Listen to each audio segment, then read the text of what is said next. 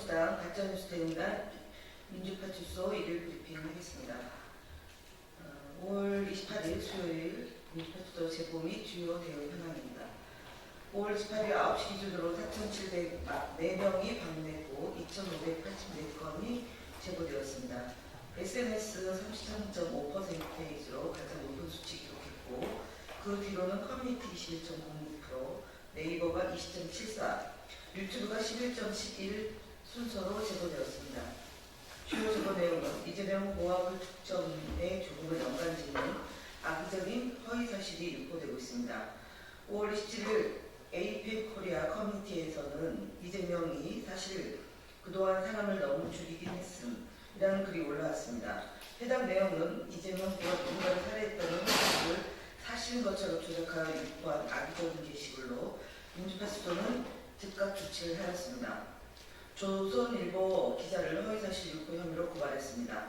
조선일보 정시인 기자는 이재명의 방탄조끼는 러시아 저격총 막을 수 있을까라는 제목의 기사를 통해 러시아 저격총 위협에 대해 진지한 취재나 검증 없이 이를 과장으로 물어간 채 방탄조끼와 관련한 사실관계마저 왜곡했습니다. 해당 보도는 안보 위협을 희화화하며 국민 안전에 대한 경각심마저 흐리는 매우 무책임한 언론 행위입니다. 이에 대해 수차례 정정을 요청하였으나 받아들여지지 않았고 결국 해당 기자를 허위사실 유포 혐의로 고발하였음을 보고드립니다. 더 퍼블릭 거북선 왜곡 보도에 대한 대응 및 1심의 결정 결과를 보고드립니다. 거북선 웨이브 파크와 관련된 왜곡 보도가 지속되고 있습니다.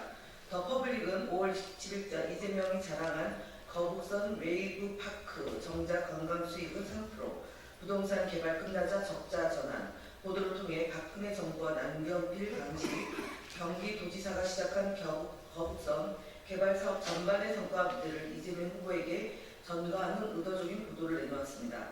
사실을 왜곡하고 책임을 왜곡 전가하는 보도로 해당 보도에 대해 인터넷 선거 보도심의위원회 이의 신청 접수를 하였습니다. 인터넷 선거 보도심의위원회에 제소한 보도들에 대한 결정 결과도 보고드리겠습니다. 더 퍼블릭 5월 13일자 국힘 저격하려다 김문수 특별단비, 김혜경 수행비서 80억 부동산만 소환한 민주당과 매일신문 5월 14일자 김철현 신상품 이재명 전가 4번 중고석훈일뿐 대통령 자격 없어. 더 퍼블릭 5월 18일자 정전선 TV 채널 리뷰 입법 사법 동시 자막 민주당 권력 집중 행보의 커지는 위기감 주요 보도도 레드카드 사법부 향한 도난문 언론 공세 논란 등 3건의 보도들에 대해서 공정보도 준수 촉구 결정이 내려졌음을 알려드립니다. 2차 대선 후보 토론에 관련 허위사실 유포 및 거북선 관련 왜곡 방송 사례 등에 대해서도 대응 보고드리겠습니다.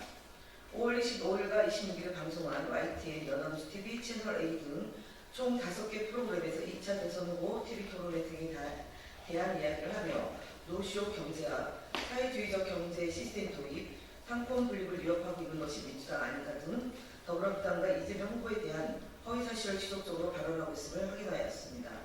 해당 사례들은 패널의 사실 왜곡 및 명예훼손 발언, 객관성 위반 사항 등으로 선거방송심의위원회에 심의 접수하였습니다.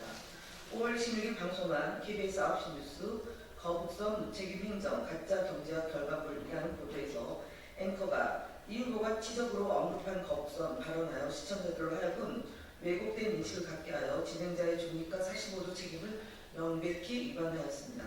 또한 바로 이전 보도에서 거북선에 대한 민주당의 해명을 먼저 짧게 보도하고 나서 대장동 PD, 백현동 PD와 거북선을 연관지어 언급하는 국민의힘 측 인사들의 주장을 여과 없이 보도함으로써 이를 이재명 후보와 악의적으로 연관짓는 보도의 형태를 보이고 있습니다.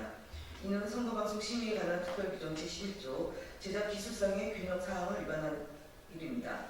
상기 보도권은 진행자의 정책 중립, 공정성, 형평성, 객관성 위반 발언, 사실 보도와 제작 기술상의 균형 위반 등 선거방송심의위원회에 접수하였음을 알려드립니다.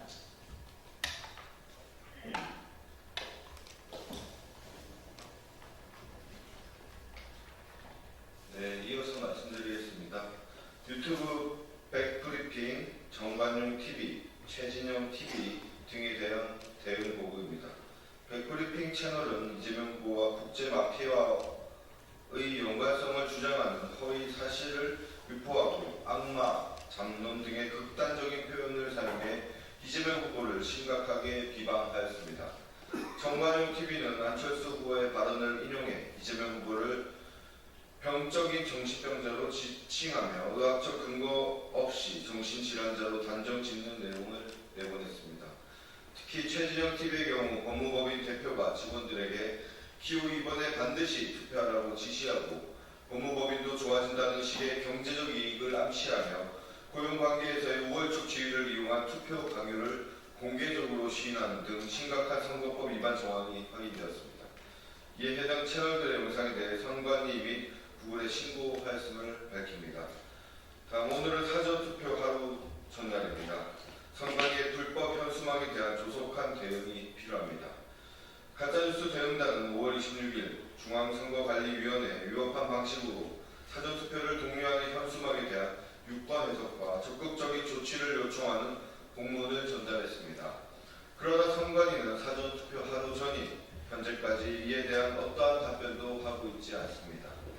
지난 22대 국회의원 선거 과정에서는 875원 대파라는 표현이 포함된 현수막은 게시가 불어되었음에도 불구하고 최근 김문수 후보와 개혁신당 이준석 후보가 이재명 후보를 공격하기 위해 사용하고 있는 커피값 120원, 호텔 경제학 등의 문구의 현수막은 여전히 거리 곳곳에 게시되어 있습니다.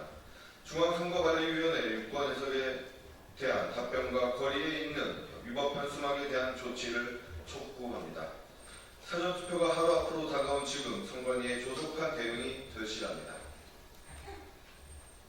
다음 국민의힘 대선 후보 김문수 거짓말 시리즈 20번째입니다. 국민의힘 김문수 대선 후보는 20대 국회의원 선거를 앞둔 2016년 1월 13일 라디오 김현정의 뉴스쇼에 출연하여 여기 수성갑에 뼈를 묻겠습니다 라고 주장하였습니다. 하지만 4월 13일 총선에서 민주당 김부겸 후보에게 패했고 2년 뒤인 2018년 4월 10일 이 나라를 위해서 마지막 공사를 하고자 한다며 서울시장 출마를 선언했습니다.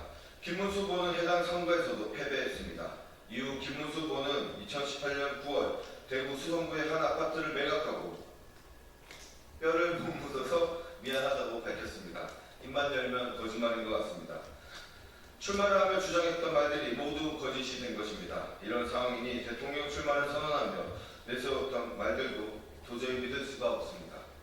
네, 다음 국민의힘 대선 후보 죄송합니다. 죄송합니다.